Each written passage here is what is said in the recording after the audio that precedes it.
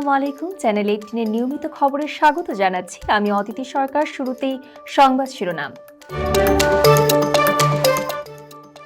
ভোটে ফল প্রকাশ, বাংলাদেশের প্রধানমন্ত্রী হচ্ছেন তারেক রহমান। তারেক রহমানের নেতৃত্বে বিএনপির ভূমিধস জয়।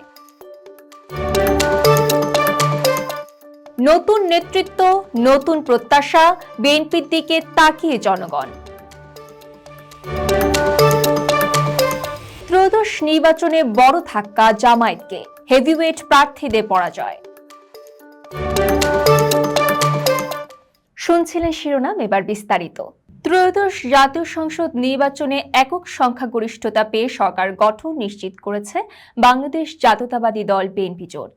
ফলে দলটির চেয়ারপারসন তারেক রহমান ঢাকা 17 ও বগুড়া 6 আসনে বিপুল ভোটে জয় পেয়ে হতে যাচ্ছেন প্রধানমন্ত্রী। বেসরকারি ফলাফলে 299 আসনের মধ্যে 211টিতে জয় পেয়েছে বিএনপি। অন্যদিকে বাংলাদেশ জামায়াত ইসলামী পেয়েছে 68 আসন।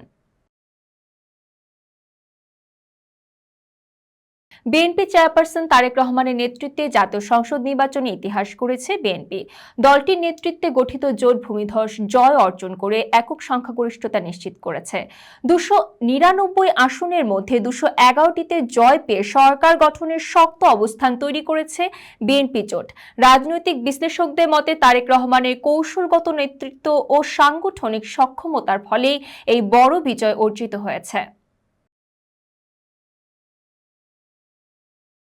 সংসদ নির্বাচনে ভূমিধস জয়ের পর বাংলাদেশ জাতীয়তাবাদী দল বিএনপিকে ঘিরে বেড়েছে জনগণের প্রত্যাশা।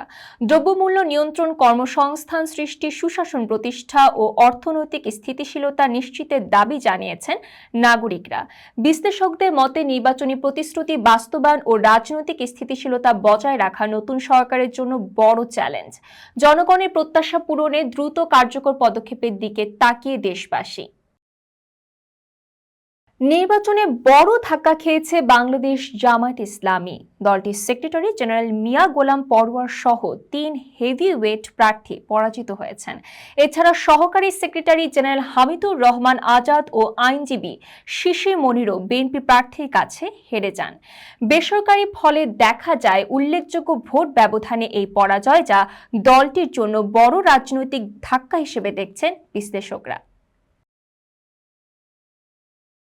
রাষ্ট্র সংস্কার ও সরকার গঠন নিয়ে গুরুত্বপূর্ণ বক্তব্য দিয়েছেন মির্জা ফখরুল ইসলাম আলমগীর। তিনি জানিয়েছেন, জাতীয় জুলাই সনদে স্বাক্ষর করা সব অঙ্গীকার বাস্তবায়ন করবে বাংলাদেশ জাতীয়তাবাদী দল। অন্তর্বর্তী সরকারের ঘোষণা অনুযায়ী আগামী 15 ফেব্রুয়ারির মধ্যেই নতুন সরকারের শপথ অনুষ্ঠিত হবে বলে আশা প্রকাশ করেন তিনি। রাষ্ট্র সংস্কার ও রাজনৈতিক স্থিতিশীলতায় দ্রুত পদক্ষেপের কথাও জানান বিএনপি মহাসচিব। এই ছিল চ্যানেল 18 এর আজকের খবর। সঙ্গে থাকার জন্য সবাইকে ধন্যবাদ। আগামীকালের খবর দেখার আমন্ত্রণ জানিয়ে এখানেই শেষ করছি। চ্যানেল 18 এর সঙ্গেই থাকুন। আল্লাহ হাফেজ।